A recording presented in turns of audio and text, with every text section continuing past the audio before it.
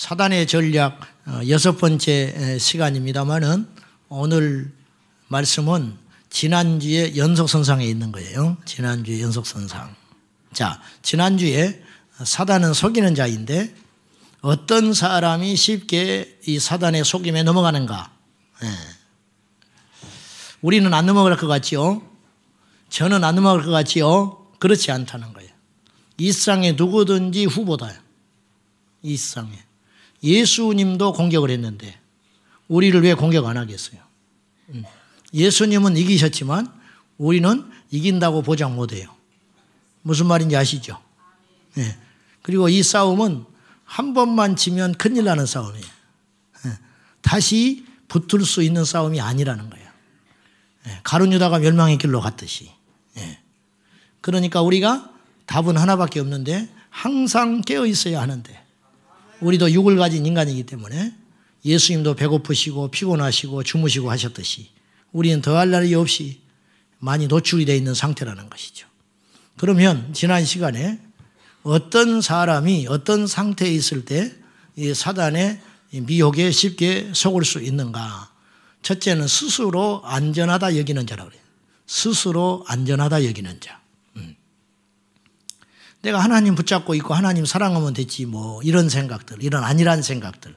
의외로 안일하게 생각하고 예수 믿는 사람이 너무 많습니다.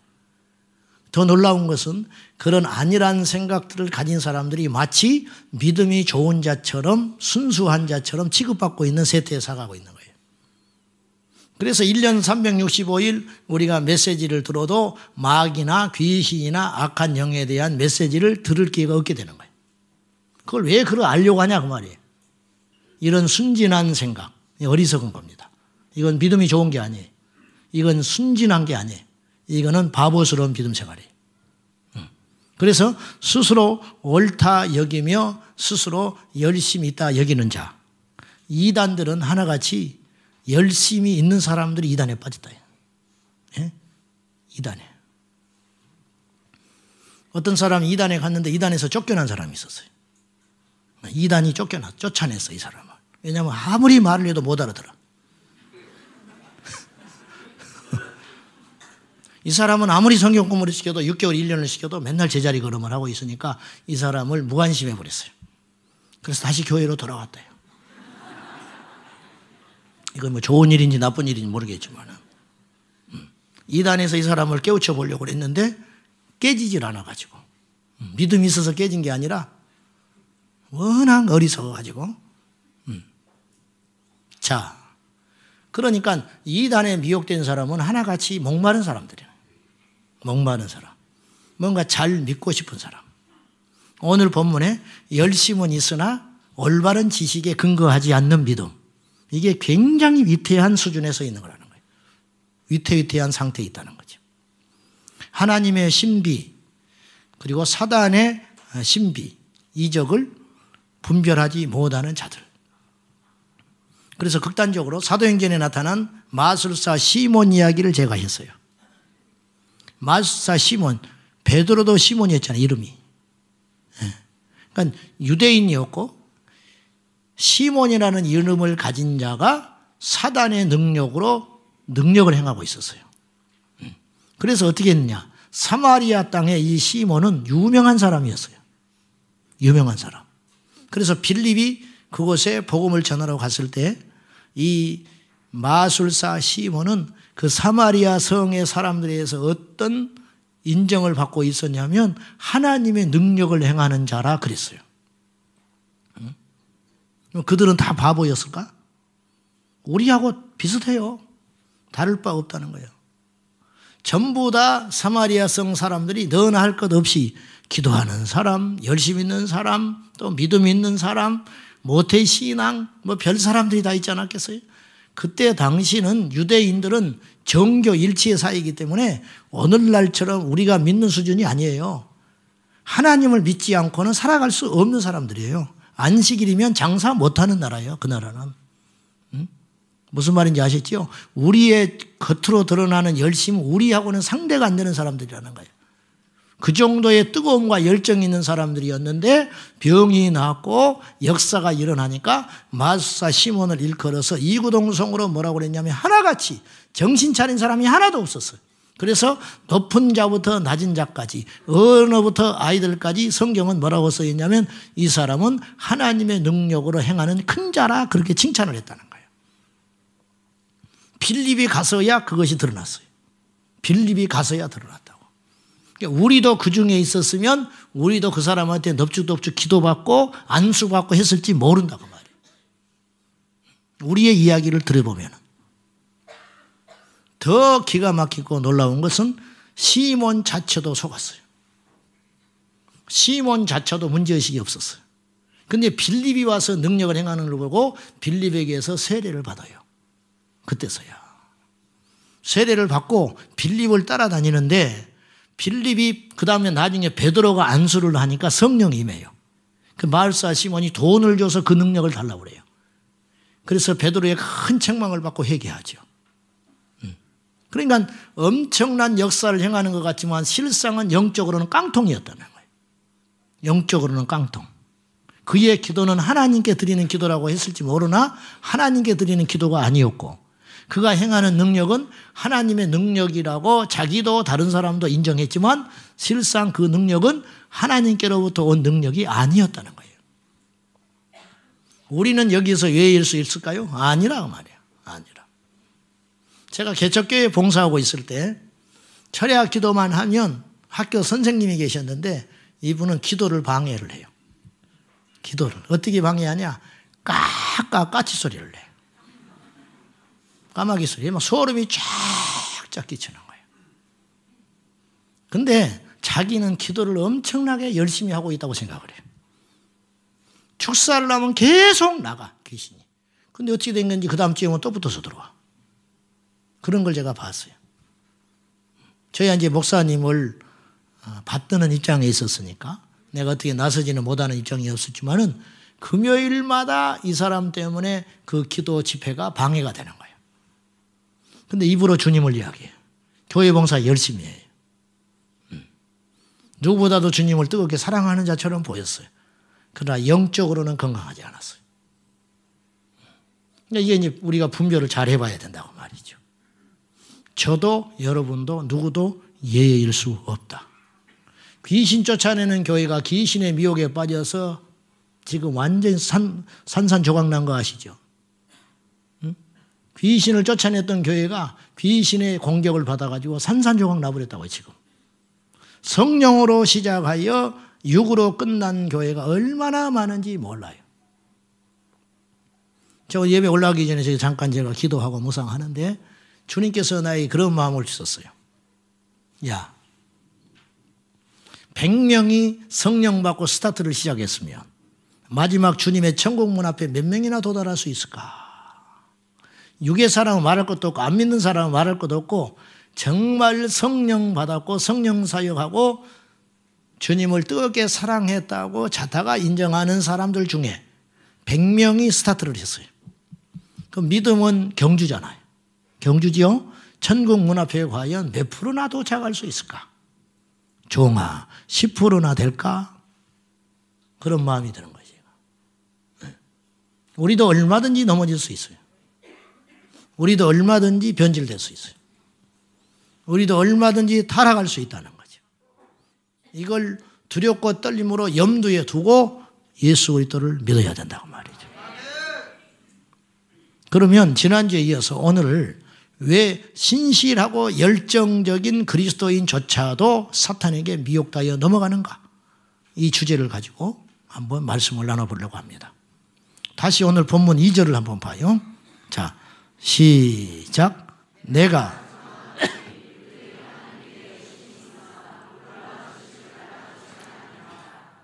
열심은 있는데 이 열심이 하나님께 올바른 지식에 근거한 열심이 아니었다는 거예요. 그럴 수 있을까? 하나님을 사랑하지만 그분을 두려워하지는 않는다. 하나님을 알지만 그분을 믿지는 않는다. 그럴 수 있어요. 성경 공부는 하지만 지식으로는 내 머릿속에 차곡차곡 쌓이는데 그 말씀이 나에게는 능력이 안 된다. 예수님을 믿고 하나님 앞에 기도는 한다고 하지만 예배는 수없이 드렸지만 돌아보니까 변한 것이 하나도 없더라고요. 변한 것이 하나도 없어요. 근데 변했다고 착각하는 이유는 뭐냐면 문화가 바뀌었기 때문이에요. 옛날에는 술 먹은 친구들하고 어울려 다니니까 내가 술도 하고 망가진 것처럼 보였어요. 근데 이제 술 친구가 다 끊어진 거예요. 동창회 갈 일도 없고 세상의 부류들과 어울릴 시간이 점점 줄어들었어요. 왜? 그 시간만큼 내가 교회와 믿음의 사람들과 보내는 시간이 많아졌기 때문에. 그런데 문제는 변한 게 아니었어요.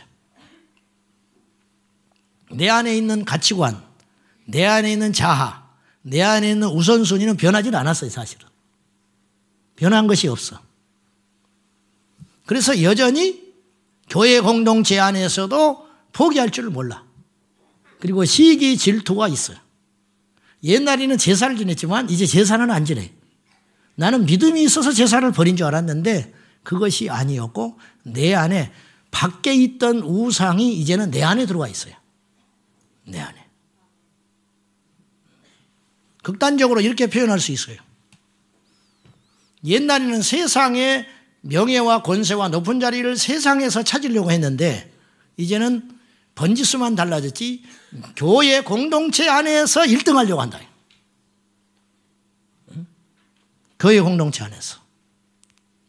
그것은 변한 게 아니에요. 그것은 그 안에 예수가 없을 가능성이 크다고 말이에요. 그래서 정말 변한 사람을 봤느냐. 이건 다른 문제라 이거지. 여전히 인생을 열심히 사는 사람은 신앙 공동체 안에서도 열심히 살아요. 그래서 어떤 열매들이 보이기도 해요. 겉으로 보기에. 그러나 그건 올바른 지식에 근거한 것이 아니었더라는 거예요. 상상 임신하는 여인처럼 미치도록 아기를 갖고 싶었어요. 어느 날 배가 불러와. 입덧이 시작됐어요. 알고 봤더니 내 뱃속에 아이가 없어요. 나중에 알고 봤더니 그럴 수 있더라는 거지. 오늘 주제와 연결시켜 보면 그분을 알지만 그분께 순종하는 건 또 다른 일이라는 거예요. 하나님이 살아계신 것도 알아요. 그분이 다시 오신다는 것도 알아요. 우리가 죽으면 천국과 지옥이라는 것에 직면하게 된다는 사실도 믿고 알고 있어요. 근데 그분께 순종하지는 않아요.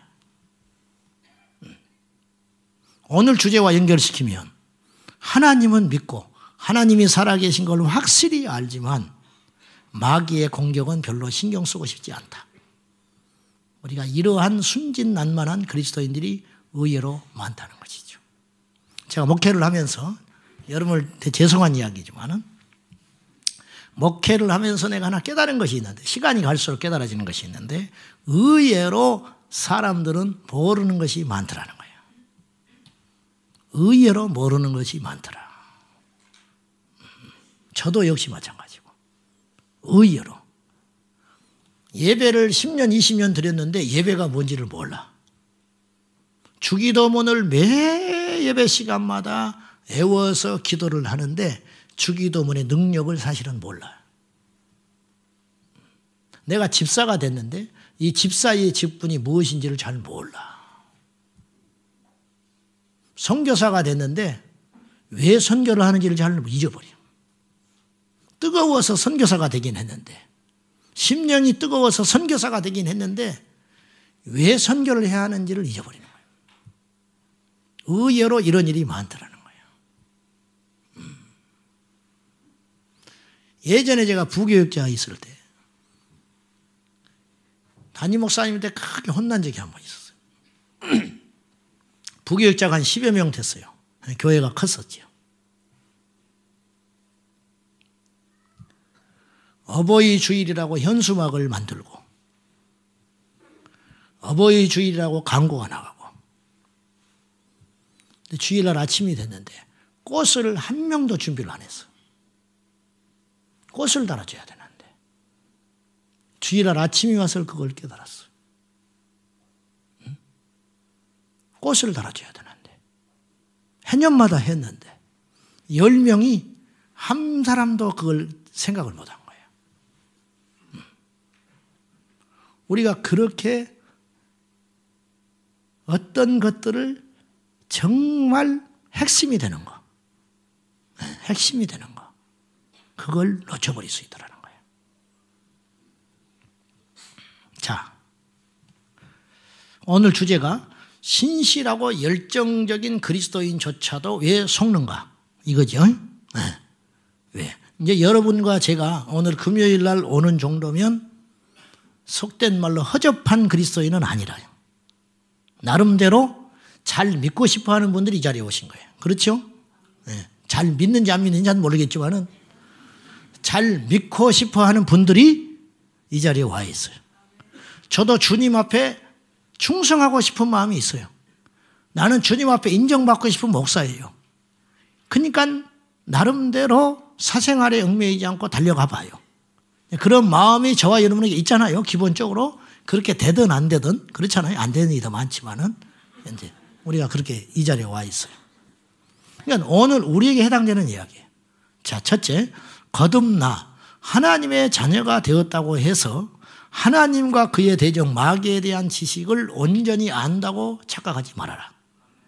네? 거듭났다고 해서 마귀의 역사나 이 세상의 영적 세계에 대하여 다 아는 것처럼 행세하지 말아라. 그렇게 하면 속는다. 그 말이에요. 영적인 지식은 진보합니다. 그래서 거듭난다는 것은 순간이지만 그분을 향한 사랑과 영적인 지식은 자라나게 되는 거예요. 그래서 바울도 무슨 말을 했냐면 그리스도에게까지 자랄지라 그랬어요. 그리스도의 수준까지 자라나라. 그분의 사랑의 깊이, 그분의 용서의 능력, 그분의 그 포용력, 거기까지 사람이 거듭났다고 해서 금방 그렇게 되지는 않으니까 거기까지 끊임없이 망신당하고 아픔당하고 수치당하고 손가락질 받아가며 긴긴 밤을 눈물로 지새우고 철야기도를 하면서 내 자아가 깨뜨려지는 사망의 시간을 겪으면서 비로소야 주님 앞에 내가 죽었다고 고백하는 시간들을 한 번으로 끝날 일이 아니라 수없이 바울이 말하는 것처럼 날마다 십자가에 죽는 시간들을 통과하여 어느 날 나도 모르게 주님의 형상을 조금이라도 닮아가는, 나는 몰랐는데 옆에 사람이 볼 때, 옆에 같이 살고 있는 아내가 남편이 당신 요새 많이 이상해졌어. 그런 말을 들을 때 나는 몰랐는데 조금이라도 주님의 형상을 닮아가고 있구나. 이제 그날이 오게 되는 것이죠. 순진하다 못해 어리석은 그리스도인들이 자주 하는 말이 있는데 하나님만 알면 되지. 왜 하나님만 알면 되지? 왜 자꾸 어두운 이야기를 하느냐? 마귀니 귀신이니 이런 이야기를 자꾸 해서 불안하게 하느냐? 그것 자체가 마귀의 역사 아니냐? 이런 이야기를 한단 말이죠. 열심히 살기만 하면 돼요? 아니죠. 열심히 곳간에 일해서 식량을 싸다 놓으면 돼요? 구멍 뚫린 사이로 지들이 계속 그 곡식을 먹고 있는데 내 자식만 세상에 물들지 않으면 돼요? 내 자식만 동성애 안 하면 됩니까? 우리 집만 이슬람 안 믿으면 되는 거예요? 아니다는 거예요. 그것이 그렇게 볼 일이 아니라는 거예요. 큰일 납니다. 속인다는 것은, 단어로 속인다는 것은 그것이 진실하다는 가정 아래 받아들여진 생각들을 속임이라고 그러는 거예요. 맞고 진실하다는 가정하에 받아들이는 거. 이러기 때문에 속고 있으면서도 자기가 속는 줄을 모른다는 거예요. 속고 있으면서도 속는 줄을 모른다.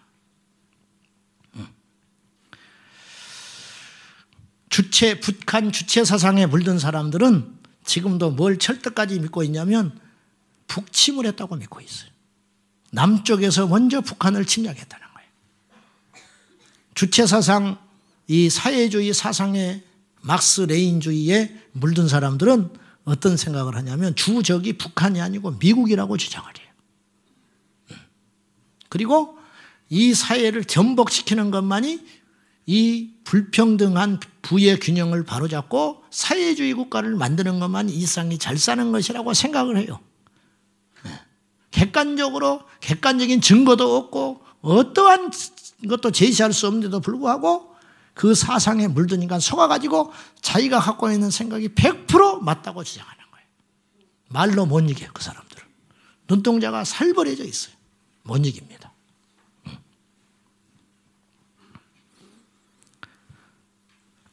진실하고 충성되며 열정적인 그리스도인들조차도 어느 영역에 대해서는 아주 무지하여 속을 수 있다는 거예요.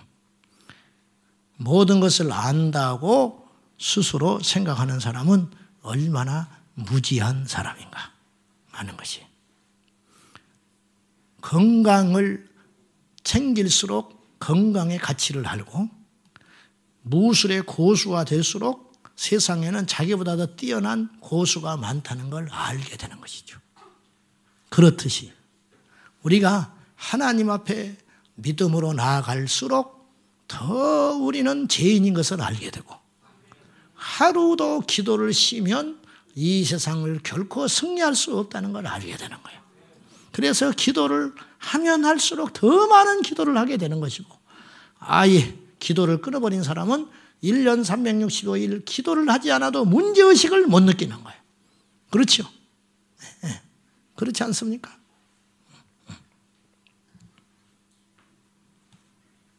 만약 거듭나서 하나님의 자녀가 됐다는 것으로 사탄의 공격에서 완전히 벗어날 수 있다면 주님께서 뭐하러 이런 말씀을 하셨겠어요? 속지 않도록 조심하라. 그 말을 하실 필요가 없어요. 이 말씀을 하실 때의 대상은 당신의 제자들이었어요. 제자들에게 뭐하러 속지 말라는 소리를 하겠어요? 제자들조차도 속을 수 있다 하는 거예요. 자, 마태복음 24장 4절 봅시다. 시작.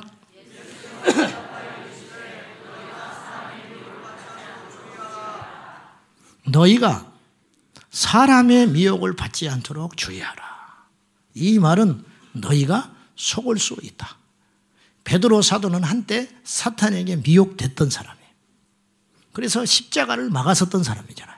그래서 그는 훗날에 베드로전서 5장 8절에서 우리의 원수 대적 마귀가 어떤 존재며 무슨 일을 하고 있는지 짤막하게 5장 8절에서 베드로전서 5장 8절에서 말씀했습니다. 자, 다 같이 시작.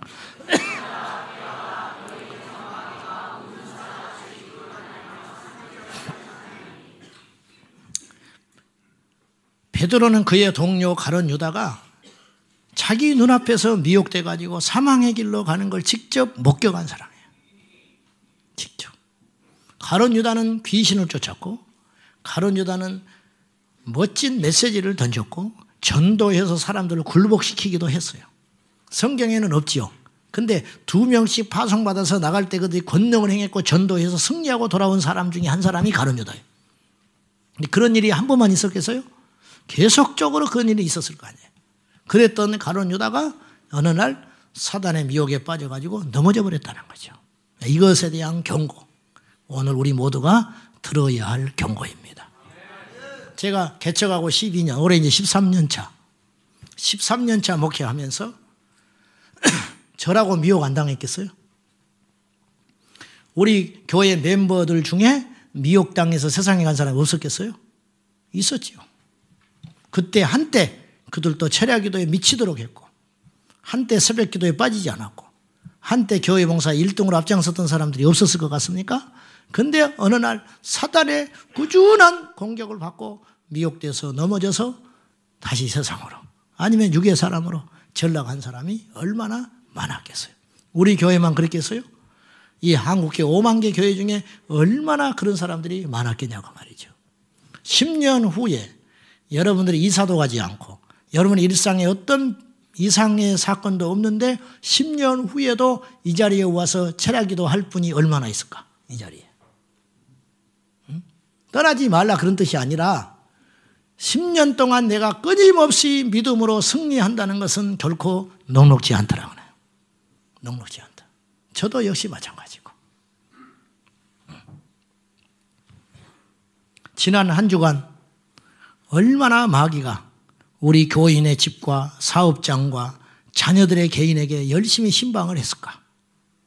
마귀가. 거기에 또 은혜 받아가지고 훌떡 넘어간 사람은 또 얼마나 많을까? 그 은혜 가운데 빠진 사람이 오늘 안 보여. 여기 안 보여. 이번 주도 모르죠. 이번 한 주 동안 전 세계적으로 마귀의 미혹에 빠져서 하나님을 등진 사람은 또 얼마나 많았을까? 구원의 길로 걸어가다가 곁길로 빠진 사람은 셀 수도 없이 많지 않았겠어요. 구원받아 돌아오는 자도 있겠지만 이 구원의 반열에서 미혹되어 이탈하는 사람은 또 얼마나 많을까 하는 것이죠. 우리가 이 생각도 하고 믿어야 되지 않겠습니까? 빛에 대하여 충실히 안다고 해서 속는 것을 막을 수는 없어요.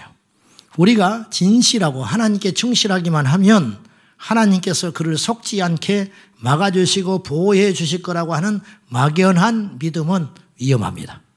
하나님의 능력과 신실하심을 의심하라는 뜻이 아니라 이 세상이 사단의 권세 아래 있음을 잊지 말라는 것입니다.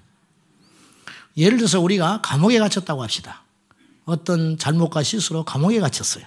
근데 우리 아버지는 이 나라의 왕이에요. 왕. 근데 어쩔 수 없이 아버지의 공의에 의해서 내가 잠시 동안 옥살이를 하게 됐어요. 그러면 옥살이에 들어갔을 때 내가 왕의 자녀라는 것을 간수도 알고 먼저 들어가 있는 범죄자들도 알지만 내가 안전한가? 안전하지 않다. 오히려 내가 왕의 자녀라는 사실 때문에 이 노출이 되었기 때문에 먼저 들어가 있는 죄수들에 의해서 더 많은 유혹과 핍박과 공격과 교묘한 술수들에 의해서 내가 위험에 노출됐다는 것이죠. 적절한 예인지는 모르겠지만 우리가 이 세상을 탈출하여 예수 그리스도를 믿음으로 하나님의 자녀의 신분이 되었다는 것만으로 우리가 신분의 보장이 되는 것이 아니다. 주님 오신 날까지 끊임없이 싸워야 할 우리의 의무가 생긴 것이다 그 말이에요. 믿으시면 아멘 하십시오. 또 하나 우리는 하나님의 뜻과 성령의 음성 뒤에 숨어있는 사탄의 음모를 알아야 돼요. 이건 좀 조심스러운 말씀이기도 하는데 누군가 어떤 사람이 이것은 하나님의 뜻이다라는 말을 할 때가 있어요. 그렇죠? 이건 하나님의 뜻이다 이렇게 말을 할 때 저도 그럴 수 있고 여러분도 그런 말을 할 수 있다고 말이죠. 내뱉을 때 반드시 우리가 먼저 전제해야 할 것은 그렇게 말하는 사람의 인격과 열매를 보아야 된다는 거예요. 그 말 자체는 이상이 없다 할지라도 그렇게 말하는 메신저가 얼마 만에 성령의 열매와 역사가 있는가 이걸 봐야 한다는 거예요. 많은 사역자들이 이중 생활을 하면서 심지어는 하나님 앞에 치명적인 범죄를 하면서도 강단에 서서 옳은 소리를 할 수 있죠. 그것에 속는 사람들이 기도를 받으려고 하고 상담을 받을 수 있어요. 그때 내어 뱉은 말들이 이 사람들에게는 굉장히 강렬하고 중요한 메시지가 되겠지만은 그것이 과연 하나님에게서 온 계시겠냐고 말이에요. 그거는 별개의 문제라는 거예요. 이걸 우리가 조심해야 한다는 거예요. 우리가. 제가 직접 목격한 한 분이 있었는데 이 사람은 불신자였습니다. 불신자. 평생 주부로 살았고 남편이 남겨놓은 유산이 있었어요. 그러니까 세상 물정을 잘 몰라. 어떤 사람한테 이 돈을 많은 액수를 빌려줬어요. 근데 이 사람이 어느 날 증발되고 말았어요. 이 사람을 찾기 위해서 수소문을 하다가 어느 날 찾았는데 이 사람이 어디에 있었냐면 다 망해가지고 교회에 있었어요. 교회. 이 사람 원래 그리스도인이 아니야. 빚을 빌려준 사람. 돈을 빌려준 사람이 그리스도인이 아니었어요. 근데 이 사람을 찾아서 전국을 찾아다니다 보니까 어느 곳에 이 사람이 교회에 숨어 있는 걸 알게 됐는데 이 사람을 만났어요. 순진한 이 사람이 교회에 숨어있는 빚쟁이를 만나가지고 이 사람에게 또 속았어요. 그래가지고 이제 좋게 속은 거야. 예수를 믿게 됐어. 이 사기꾼이 교회에 숨어가지고 절절 울면서 예수 그리스도의 복음을 전하니까 이 사람이 전도를 받게 됐어요. 그래가지고 예수를 믿었어요. 그건 좋은 일이라고 봐. 그러면서 이분이 숨어있는 교회의 목회자와 연결이 되기 시작한 거야. 연결. 그래가지고 이분이 마침 신심이 있었던 사람이야. 돈을 빌려준 이 사람이. 그래서 마침 그 교회의 목회자와 연결이 돼가지고 그곳에서 신앙생활을 하면서 이사까지 해가지고 신앙생활을 하면서 정기적으로 기도를 받고 안수를 받으면서 하나님의 직통 계시를 받기 시작했어요. 그래서 이 목회자가 어떤 것을 이야기했냐면 하나님의 뜻이라는 이야기를 하면서 하나님이 당신을 크게 축복한다. 아멘으로 받았어요. 축복을 받으려면 뭔가를 해야 된다 이렇게 주장을 했어요. 맞지요? 그래서 하나님께서 당신에게 새 일을 행하실 텐데 사업을 하길 원하신다. 지금부터 20년 전이에요. 20년 전.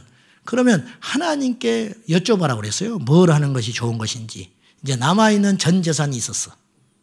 피자 가게를 하기를 원하신다. 하나님이. 그래서 피자 가게를 하면서 인테리어 색깔, 의자, 이거까지 다 목사님이 주도를 해가지고 했어요. 한 달이 되고 두 달이 되고 세 달이 되어도 계속 적자 나는 거예요. 계속. 매달 월세는 엄청나게 나가지 직원들은 많이 썼지 감당이 안 되는 거예요. 3개월, 4개월이 지나갈 때 그러니까 거의 매주 와서 신방을 하고 기도를 해줬어요. 할 때마다 하나님이 말씀하신다. 인내하라고 그랬다. 계속 인내하고 있는 거예요. 계속. 인내. 6개월, 1년이 넘어갔을 때 더 이상 버틸 수가 없게 됐을 때 그때 이 목사님이 뭐라고 말을 했냐면 하나님의 뜻인데 이거는 아닌 것 같다 그랬어. 어쩌라고.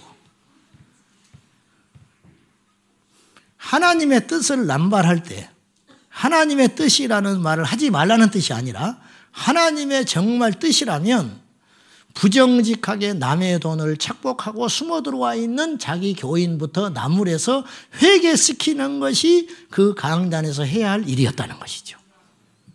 그 열매가 없는 상태에서 어떻게 하나님의 뜻을 남발하며 그 속에서 역사가 일어나겠냐는 거예요.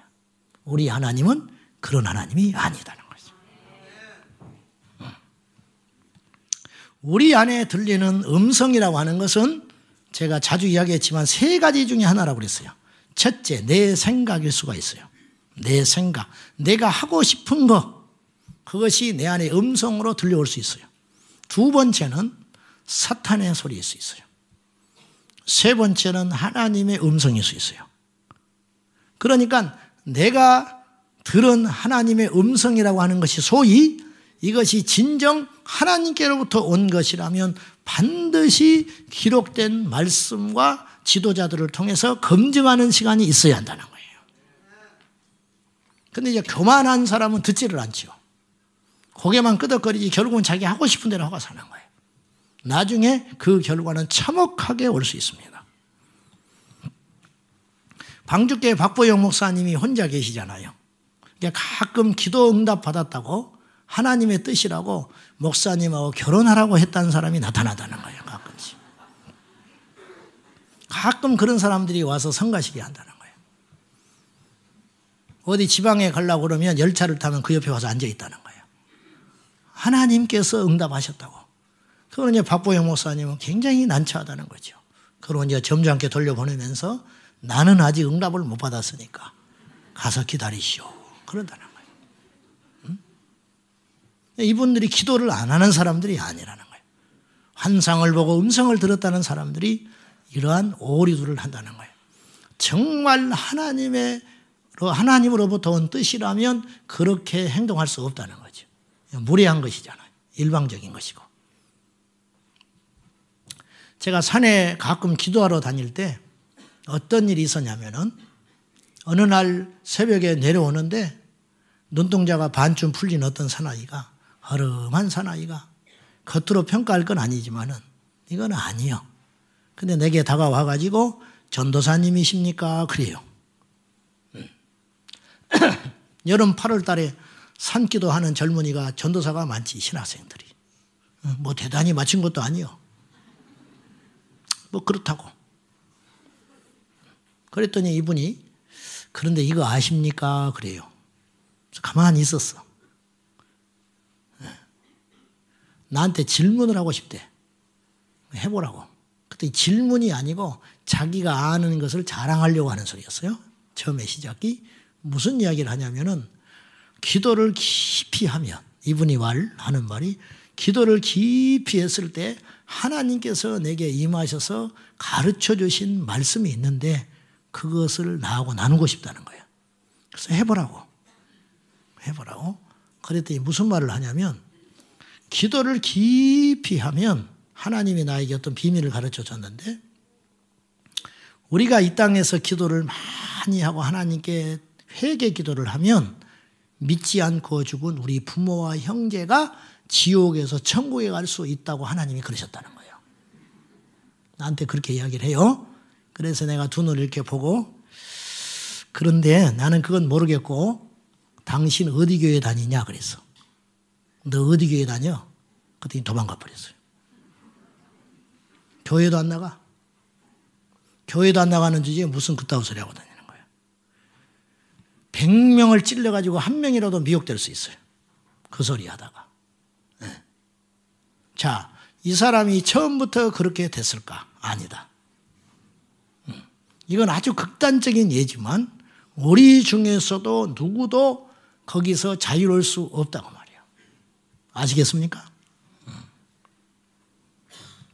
자, 한 가지 더 중요한 이야기를 하나 하겠습니다.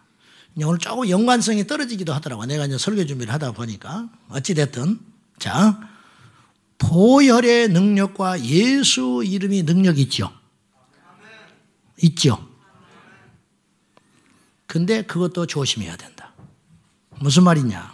물론 주님의 십자가의 보혈의 능력은 이루 말할 수 없는 능력이 있습니다. 예수 이름의 능력은 사단에게 얼마나 치명적인 두려움이고 무시무시한 이름인지 이루 말할 수도 없어요. 그분의 이름은 사단을 떨리게 하는 능력 자체입니다. 그래서 주님의 제자들은 그분의 이름을 부여받고 능력을 행하셨습니다. 자, 마가복음 16장 17절 시작. 믿는 자들에게는 이런 표적이 따르리니 곧 그들이 내 이름으로 귀신을 쫓아내며 새 방언을 말하며 그랬어요. 자, 주님의 이름으로 귀신을 쫓아내요. 죽었다 깨나도 이건 아무나 못해. 주님의 이름은 그렇게 능력이 있어요. 문제는 베드로도 역시 이 주님의 능력으로 무장한 사람이에요. 내게 은과 금은 없지만 나사렛 예수 그리스도의 이름으로 명하노니 일어나라 했을 때 나면서부터 안진병이 된 자가 즉시 일어났어요. 그러면 모든 사람에게 이 예수의 이름은 능력이 있는가? 그렇지 않다. 사도행전 19장에 보면 스게와 제사장의 7 아들이 바울이 귀신을 쫓고 사도들이 귀신을 예수의 이름으로 쫓는 것을 보고 모방하여 귀신 들린 자에게 이렇게 말을 했어요. 바울이 전하는, 자기가 전하는 게 아니에요. 바울이 전하는 예수의 이름을 도용하여 빙자하여 너에게 말하는데 나와라. 그렇게 했더니 이 귀신 들린 자가 뭐라고 했냐면 귀신이 하는 말이죠. 내가 예수도 알고 바울도 안다. 너는 누구냐? 올라타가지고 옷을 싹 벗겨버렸어. 패배해서 도망간 거예요. 제사장 아들이. 예수 이름의 능력을 알았어요. 이 제사장 아들이. 그러나 능력을 행하는 그 주체가 자격이 안 되는 거예요. 우리가 무심코 하는 말 중에 저도 그런 이야기를 했지만은 자, 이제 잘 들어보셔야 돼요. 보혈의 찬송이 능력이 있습니까?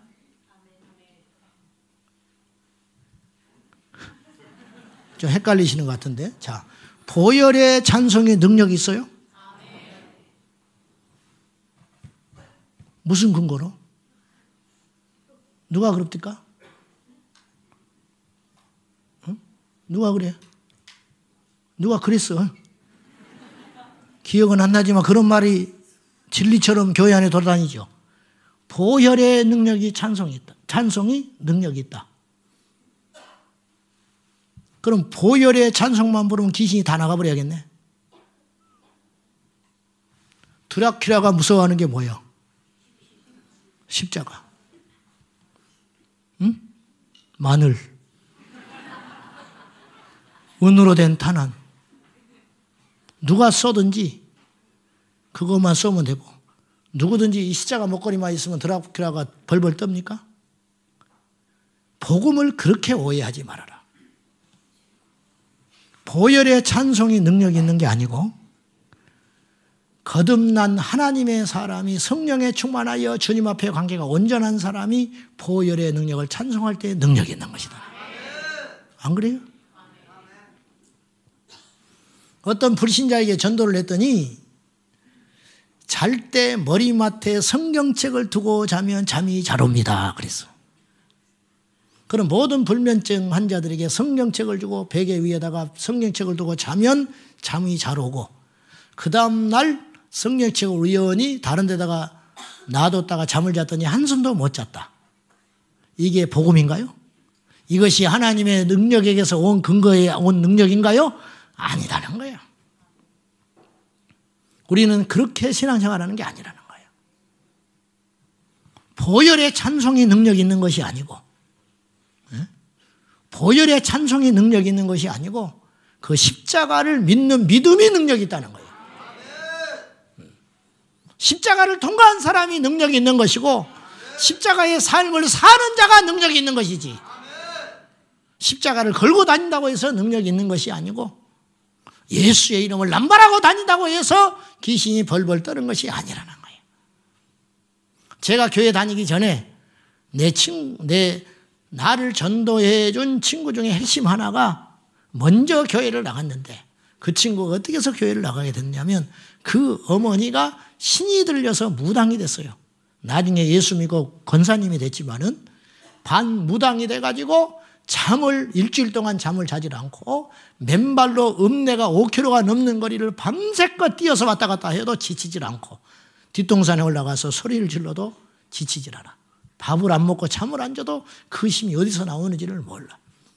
이 아이가, 우리 친구가 그때 중학교 때 시절이었는데 친하게 지냈으니까 어느 날 이 친구가 나한테 하는 소리가, 눈이 공포에 확 찔려가지고 학교에서 나를 만났는데 나한테 대뜸하는 말이 귀신이 있는 거 아냐 나한테 그랬어요. 나는 그때 하나님도 영의 세계도 부정하고 철저히 눈에 보이는 것만 믿고 살았던 때이기 때문에 나한테 욕을 한 바가지로 얻어먹고 쓸데없는 소리 하지 말아라. 정신 똑바로 차려라. 귀신이 어디가 있으며 벌써 미쳤냐고 내가. 그래 그 친구 집에를 그랬더니 이 친구가 마지막 지금도 내가 여운이 남아있는 거지. 그 표정, 그 뒤로 돌아서면서 혼잣말로 무슨 말을 했냐면 아니야 귀신은 있어 그러고 돌아섰어요. 중학교 2학년 때. 그것이 내가 잊혀지질 않아요. 나중에 이 친구 집에 자주 드나들었으니까 그 사건이 있은 후에 이 친구 집에를 갔는데 얘 방, 안방, 작은 방에 방방마다 빨갛게 십자가를 그려놓은 거야. 그 집안이 예수를 안 믿을 때인데 얘만 매 맞고 교회를 혼자 다녔댔어요. 몰래. 그러니까 얘 말이 먹히기 시작한 거야. 자기 어머니가 그 지경이 되니까 예수 믿어야 한다고 얘가 사정을 한 거예요. 집에. 엄마 아빠를 앉혀놓고. 예수를 믿어야 우리 집안이 산다고. 그래가지고는 십자가를 방 문마다 빨갛게 그려놓고 이 귀신을 막아보겠다고. 그렇게 한 거예요. 절박한 마음은 알지만 그것이 능력이 아니고 그 십자가를 아는 사람, 그 십자가의 삶을 살아내는 자가 능력이 있다는 것이죠. 바울과 베드로는 귀신 들린 자가 쫓아다녔어요. 쫓아다녀. 우리를 괴롭게 하지 말라고. 그러니까 몹시 귀찮아가지고 손을 대고 나가라 하니까 나가 떨어져 버렸어요. 우리는 막 쫓아다니면서 쫓아내도 나갈까 말까 한데 바울은 하도 와서 자석 앵겨 붙듯이 귀신 들린 자가 와서 성가시게 하니까 아이고 이 도무지 귀찮아서 안 되겠다. 가라 가. 그냥 뒤로 팍 나가 떨어져 버렸다는 거예요. 이 차이는 어디에 있냐. 우리가 예수의 이름을 부르지 않아서 능력이 없는 것이 아니고 우리가 누구냐는 거예요. 여러분이 저와 여러분이 진정 승리하는 삶을 살길 원한다면 말씀대로 행하면 능력이 나갈 거예요. 말씀대로 거룩하면 능력이 나갈 거예요. 여러분 생각해 보십시오. 세상에 온갖 오염된 생각과 세상의 죄를 은밀하게 짓는 자가 마이크 잡고 찬송하고 기도하고 복을 선포한다고 그 축복이 성도들에게 임하겠냐는 거예요. 그럴 리 없지 않겠어요? 하나님은 속지 않아요.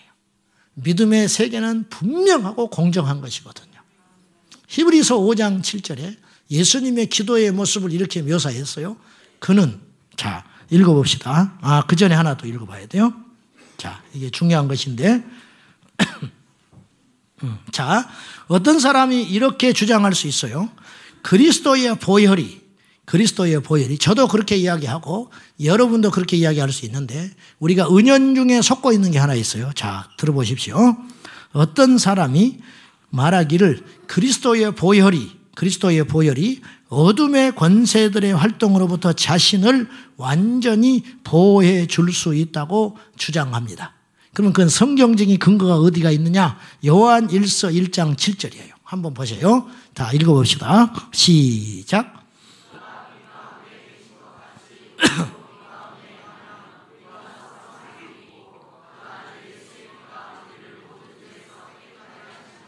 자, 그 아들 예수의 피가 우리를 모든 죄에서 깨끗하게 막아주시고 보호해 주신다. 여기에 이견 달 수는 없어요. 아멘. 예수 그리스도의 십자가의 피가 우리를 모든 죄악에서 건져주시고 보호해주시고 지켜주신다. 이건 뭐 이견 달 수 없어요. 근데 전제 조건이 있어. 그 앞에 요한일서 1장 7절 다시 비춰주세요. 요한일서 1장 7절에 무슨 전제를 달았냐면은 그분 예수께서 빛 가운데 계신 것 같이 우리도 빛 가운데 행하면 우리가 그분과 사귐이 있다.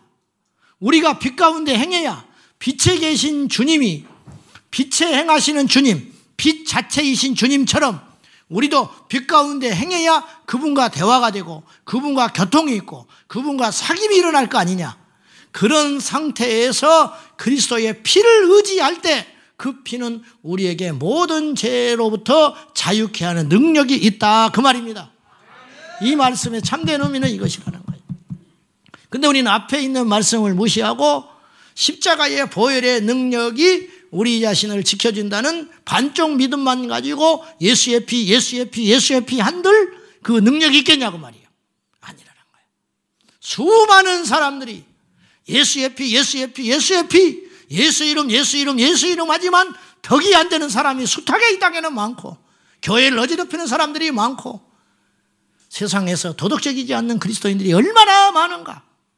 그러면 그런 사람들이 모여있는 교회 공동체라는 오해를 세상 사람들은 숱하게 하고 있다는 거예요. 그런 일들이. 그건 참된 능력이 아니고 어찌 보면 사단의 고도의 술수에 속고 있는 어리석은 신앙생활을 하고 있다는 거예요. 아주 어리석은 신앙생활. 우리 중에 혹시라도 이런 관념적 믿음, 예수의 이름과 예수의 보혈의 능력을 믿는 것은 적극 좋지만 그것 자체가 능력이 있고 그것 자체가 힘이 있다고 믿는 그릇된 믿음에서 벗어나서 우리와 하나님의 관계를 진단하는 그러한 시간이 되시기를 예수님의 이름으로 축복합니다. 그래서 히브리서 5장 7절 시작. 자기를 통곡과 눈물로 간구와 소원을 올렸고 그의 경건하심으로 말미암아 들으심을 얻었느니라. 그는 육체에 계실 때 능히 자신을 죽음에서 구원하실 그분 하나님 아버지 앞에 심한 통곡과 눈물과 기도와 간구를 올렸는데 무엇 때문에 응답을 받았느냐? 그분의 경건하심으로 인하여 응답을 받았다. 앞에 말만 들으면 안 된다는 거예요. 산기도에 가서 소나무를 뽑고 그러나 세상에 나와서는 경건하지를 않고 밤새껏 찾아를 하고, 그러나 집에 가면 발 디딜 틈이 없고. 무슨 말인지 모르시는 것 같은데, 남편 와이셔츠 하나 데려본 지가 몇 년 됐고, 집에 가면 맨날 가스가 끊는다고 독촉장은 쌓여 있고, 백화점에 다니면서 카드는 긁어대가지고, 카드 명세표는 이만큼 쌓여가지고, 돈은 한 달에 300만 원도 못 벌면서 카드는 500만 원씩 나가버리고, 막을 때가 되면 사방에 손 벌리느라고 정신이 없고. 근데 그런 사람들이 교회에 와서 주의 보혈 능력이 있도다. 없어. 능력 없어. 경건하지는 않잖아. 능력 없어요. 예수의 피 뿌려대봤자 그 피는 뿌려지지도 않고, 예수의 피에 효력도 없고 능력도 없다. 저는 도덕적이고 착한 사람이 되라는 의미가 아니고, 하나님과 내 사이를 점검하여 하나님의 신실하신 가운데 우리가 그분의 빛 가운데 행할 때 그 예수 그리스도의 보혈의 능력은 진정한 효력이 나타난다는 것이에요. 그것이 제 말이 아니고 요한일서 1장 7절, 그분과 사귐이 있는 상태에서 우리가 나갈 때 그분의 십자가의 보혈의 능력은 효력이 있다. 예수님조차도 육체를 갖고 있었기 때문에 충분히 기도해야 했습니다. 그리고 그분의 기도도 응답이 어디서 비롯된 것이냐면 하나님 앞에 경건하셨기 때문에 그분의 기도는 응답이 되었다는 거예요. 우리가 사단의 미혹을 이길 수 있는 방법은 무엇인가? 결론적으로 오늘 신실하고 열정적인 그리스도인들조차도 수없이 사단의 이 사망의 불화살에 맞아서 퍽퍽퍽 쓰러져가는 이 세대를 보면서 이것이 남의 이야기가 아니고 오늘 저와 여러분의 이야기라는 걸 꼭 기억하시고, 교회를 다니는 것만으로도 안전한 것이 아니고, 거듭났다는 사실 하나만으로도 이거는 기쁨이고 소망이고 힘이 되는 건 분명한 사실이지만, 이것은 우리가 출발선상에 있는, 그리고 주님 오시는 날까지 두렵고 떨림으로 이것을 완성해 가야 하는 이제 시작을 했다는 것을 의미하는 것이지 완성은 아니라는, 이것을 우리가 꼭 깨닫고 겸손해야 되겠습니다. 겸손해야 되겠습니다. 날마다 주님의 십자가를 묵상하며 주님 앞에 더 가까이. 이스라엘 백성들에게 아침마다 하나님이 내리신 미션이 있었는데, 아침마다 나가서 만나 그날의 양식을 그날 거둬라 그랬어요. 작년에 받은 은혜로 오늘을 살 수는 없는 것이다. 지금 나의 상황이 어떤가? 지금 한때 은혜 받은 것으로 내 평생의 믿음을 담보할 수 없다. 한때 하나님께 받았던 성령의 임재와 그 뜨거운 어떤 경험들이 나에게는 큰 힘이 되고 도움이 되고 영적인 추억은 되겠지만, 실질적으로 오늘 나에게 능력이 있는가? 이걸 점검하셔서 겸손하게. 그래서 날마다 사도 바울이 변질되지 않고 타락하지 않고 영적 침체에 빠지지 않고, 제가 전에도 한번 이야기했지만 사도 바울같이 믿음의 경주를 완전하게 승리한 사람이 얼마나 있는가?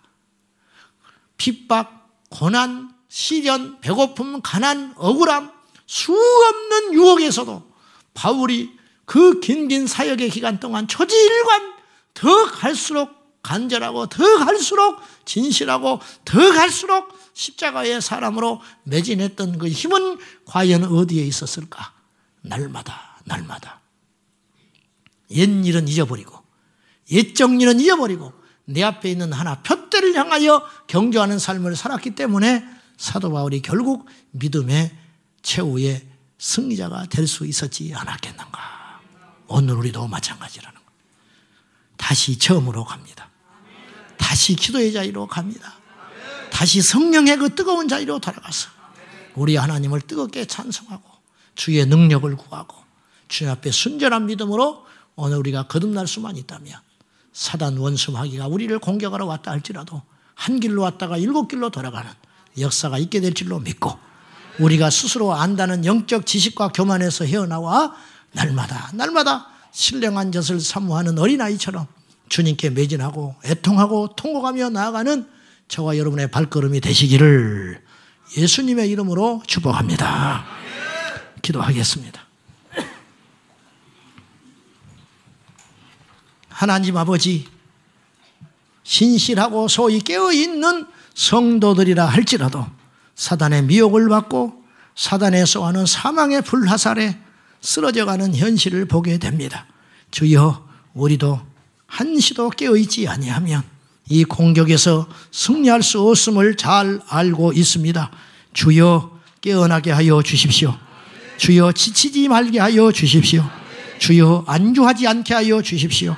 표대를 향하여 달려갔던 바울처럼 우리도 원수 마귀의 계획을 이길 수 있는 유일한 길은 십자가를 보며 끊임없이 그 외길을 끊임없이 달려가는 길만이 우리가 승리하는 길임을 알게 하여 주시옵소서. 오늘 또 우리에게 처음 사랑을 부어주시고 오늘 우리에게 처음 기도했던 그 자리가 기억나게 하시고 하나님을 예배하였던 눈물로 예배하였던 그 시간으로 우리를 인도해 주시옵소서. 예수님의 이름으로 기도하옵나이다. 아멘.